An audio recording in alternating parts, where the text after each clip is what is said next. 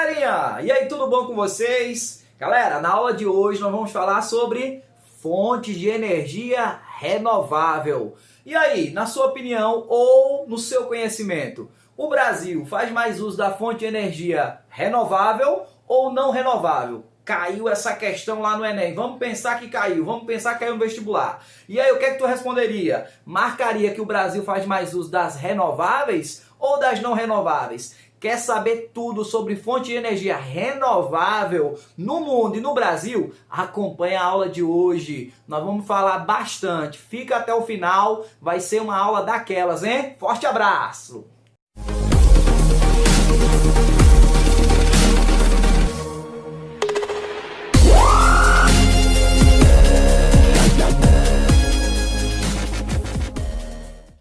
Galera, tudo tranquilo? Quem tá falando aqui é o professor Emerson Barbosa, da disciplina de Geografia. Não esquece, tá bom? Curtir o canal, dá aquela compartilhada. Se você ainda não se inscreveu, se inscreve. Muita gente está assistindo, a gente percebe que tem algumas visualizações, mas não estão curtindo. Então eu peço a vocês, curte lá. O YouTube, através do seu algoritmo, vai entender que aquilo ali, o canal é bom, que na verdade o que está sendo colocado, o material está sendo bom. Se você achar que o material não está sendo bom, pode criticar, as críticas sempre serão bem-vindas, super construtivas, e a ideia nossa é poder levar um material de qualidade e que vocês possam aí estar usufruindo e levando a vocês todo o conhecimento possível dentro da nossa disciplina, dentro da ciência geográfica, beleza? Então, conto com vocês, fortalece o nosso canal, que com certeza nós chegaremos ao topo. Galera, nós hoje vamos falar sobre fonte de energia renováveis. Se você perdeu a aula anterior, que foi sobre fonte de energias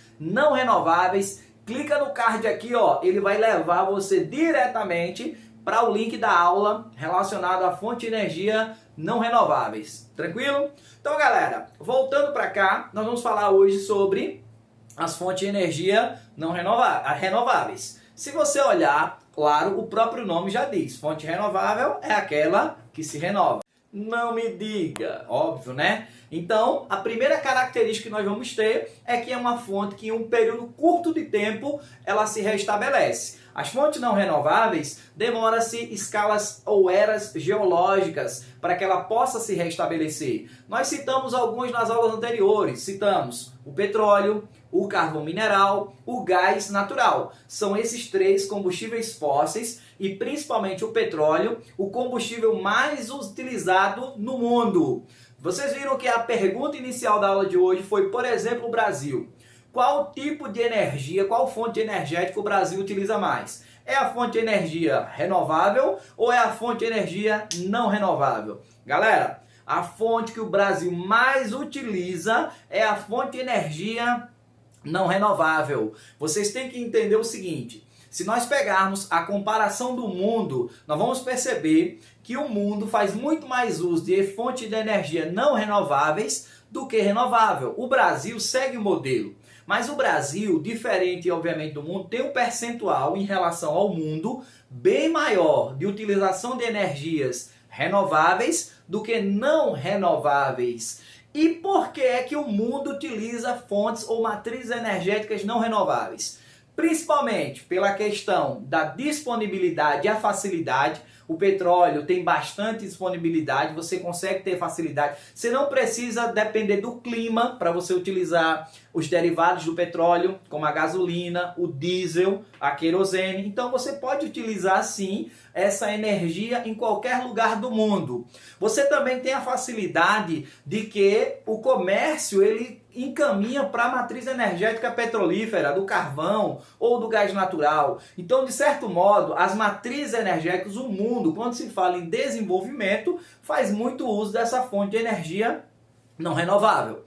Já, por exemplo, quando você precisa utilizar as fontes de energia renováveis, e dentre as quais nós podemos citar a energia solar, a energia eólica, a energia das maremotriz ou energia oceânica, nós temos energia hidráulica ou das hidroelétricas, Nós temos energia geotérmica, que vem do calor do interior da Terra. Nós temos energia da biomassa.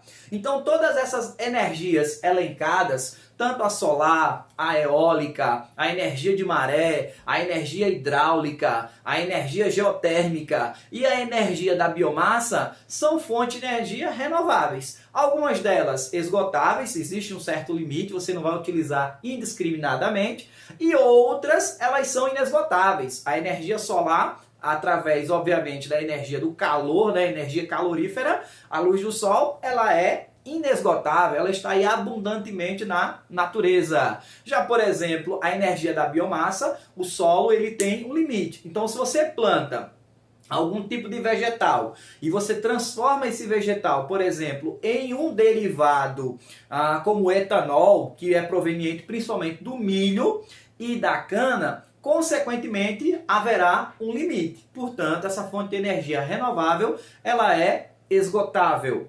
Então, pensando nesse conceito, nós já sabemos e entendemos que a energia não é só a energia elétrica. Se nós, por exemplo, estamos assistindo essa videoaula, é porque nós dispomos. A internet faz uso da energia elétrica. Mas a energia hidráulica, por exemplo, ela não é proveniente apenas em si da água, no estado de vapor, que provoca uma ebulição. Não. Essa energia da água, muitas das vezes, é energia que se movimenta, é energia mecânica, é energia cinética, que vai produzir uma movimentação em turbinas, gerando energia e distribuindo, sim, por linhas de transmissão. Esse tipo de energia é uma energia muito utilizada dentro do território brasileiro. Então, as fontes de energia, elas vão variar conforme a sua disponibilidade. Então, só para a gente recapitular, nós temos energias não renováveis e energias renováveis. Renováveis em escala de esgotamento e renovável de forma inesgotável. E hoje, basicamente, nós vamos falar sobre características de cada uma dessas fontes de energias renováveis. Então, a primeira fonte que nós queremos trabalhar é a fonte de energia hidroelétrica. O que é uma energia hidroelétrica? É aquela proveniente do movimento das águas gerando uma turbina, um aerogerador. Então, por exemplo, se você pega uma área que tem hidroelétricas, a primeira coisa que você vai ter é rios de planaltos. Por que precisa de um rio de planalto? Porque ele é um rio encachoeirado. É um rio que possui quedas d'água. E é essas quedas d'água que vai dar condição para que gire-se uma turbina. Essa turbina se movimenta, cria-se um campo eletromagnético e vai gerar energia. Obviamente que essa fonte de energia tem pontos positivos. Por exemplo, diferente das fontes de energia não renováveis, ela não lança tantos gases poluentes. Apesar de estudos comprovarem que por necessitar de inundação, você vai represar uma área, então você vai gerar uma grande quantidade de organismos. Essa grande quantidade de organismos vai lançar o gás metano, o gás carbônico. Então, de certo modo, vai contribuir também para o aquecimento global, para os gases do efeito estufa. Então, de todo modo, ela não é tão limpa. Obviamente, ela é mais limpa do que o petróleo, do que o gás natural e o carvão mineral, que são combustíveis fósseis, mas ela vai impactar sim a natureza. Você vai precisar represar uma área do rio, você vai necessitar desviar o curso desse rio. Muitas das vezes, comunidades ribeirinhas terão que ser retiradas dessa área. Então, são impactos que são impactos negativos. O positivo dessa energia é que ela não vai poluir tanto quanto as derivadas do combustível fóssil, mas vai também causar impactos ambientais. Outro ponto negativo dessa energia é porque muitas das vezes ela vai ser cara, ela vai ser uma energia que vai ser considerada cara. Então, isso é um dos pontos que faz com que discuta. Sempre quando você estiver trabalhando sobre a ideia, sobre o prisma de uma energia, o ideal é a diversificação, é a variabilidade que esse país ou que essa região vai ter relacionada às suas fontes de energia. Então, quanto mais diversificação tiver este país ou esta região em suas matrizes energéticas, mais desenvolvido será essa região. Então, a hidroelétrica não é para quem quer, mas é para quem pode. E diga-se de passagem, o Brasil é um dos países que pode, no mundo, ter um grande investimento sobre matriz energética. Afinal de contas, nós temos várias hidroelétricas, dentre as quais nós temos a usina de Itaipu. É uma usina binacional, ela está presente entre o território brasileiro e o território do Paraguai. É a segunda maior usina hidrelétrica do mundo, perdendo apenas para a usina de Três Gargantas, no rio Yangtze, na China. Então, essa usina hidrelétrica, ela é a usina do desenvolvimento econômico brasileiro. Então, como ela está localizada? Na região sudeste do Brasil, né? Está ali na região sudeste do Brasil, onde nós temos o maior cinturão industrial do território brasileiro. Então, essa usina hidrelétrica, ela é a mais importante usina do território brasileiro, a binacional de Itaipu.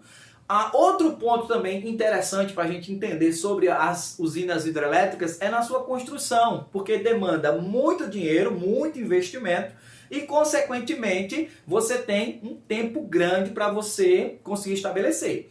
No Brasil, por exemplo, 12% de toda a energia gerada no Brasil, 12% a 14%, os índices marcam isso aí, toda a energia produzida no Brasil vem das hidrelétricas.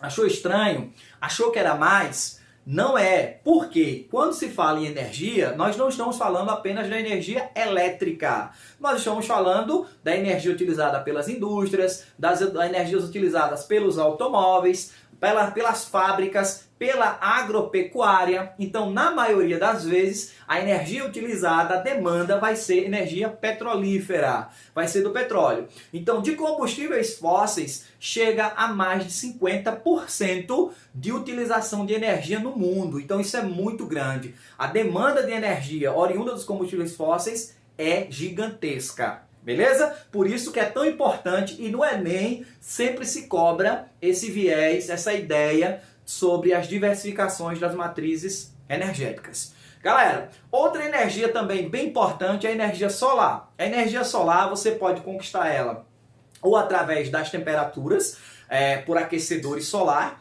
ou você utilizar através de placas fotovoltaicas, como vocês estão vendo aí na imagem. Nessas placas fotovoltaicas, você vai ter fótons, né, de luz, e aí você vai transformar essa energia, esses fótons de luz, em energia potencial, em energia elétrica. A energia solar, ela tem uma vantagem porque ela é inesgotável. Você pode utilizar em larga escala e você não vai ter problema algum. Mas tem um ponto negativo, porque em regiões muito frias ou em regiões distantes geograficamente, você vai ter problemas em capturar essa energia solar. Em momentos, em determinados períodos do ano, também você vai ter dificuldade de capturar essa energia solar. Então, sempre quando se falar em uma região, em uma área, o ideal é que ela tenha uma diversificação das suas matrizes. Não basta apenas ter um único e principal fator energético. Você tem que ter a diversidade. Então, por exemplo, no Brasil se faz muito uso da energia solar. O Brasil é um país que tem um alto potencial da utilização da energia solar, porque o Nordeste brasileiro e a nossa faixa de localização geográfica é uma faixa intertropical. Além, claro, da energia solar, nós temos a energia eólica. Essa imagem que vocês estão vendo, pelo amor de Deus, não chame isso de catavento. Oxente! Certo? Isso é chamado de aerogeradores. Os aerogeradores são essas palhetas que vocês estão vendo. Elas irão girar de acordo com a circulação atmosférica, a circulação do vento. E aí vai gerar uma energia, o campo eletromagnético vai ser criado. E você cria, então, energia elétrica através da força do vento. Por isso nós chamamos de energia eólica. Mas a energia eólica, assim como a energia solar, tem também alguns impactos. Por exemplo, na energia solar, as placas fotovoltaicas, elas podem gerar uma poluição, porque você tem o lixo das placas. E você não tem todo momento a disponibilidade de ter energia solar. No caso dos aerogeradores, você também vai ter uma poluição por causa do uso da matéria e você vai ter uma poluição visual. Você precisa de uma área muito ampla para colocar os aerogeradores para que você possa extrair e gerar energia para uma cidade com milhares e milhares de habitantes. Muito utilizado no Brasil, principalmente na região Nordeste, onde nós temos um parque de aerogeradores, usinas de aerogeradores para a geração de energia elétrica. Claro que além da energia hidráulica, da energia solar e da energia eólica, nós vamos ter a energia da maré motriz, que vai ser uma energia provocada pela força das marés. É um ponto muito positivo, porque a força da água, a força da onda da maré, vai fazer com que gere-se turbina, e aí a forma como a turbina vai girar vai produzir energia.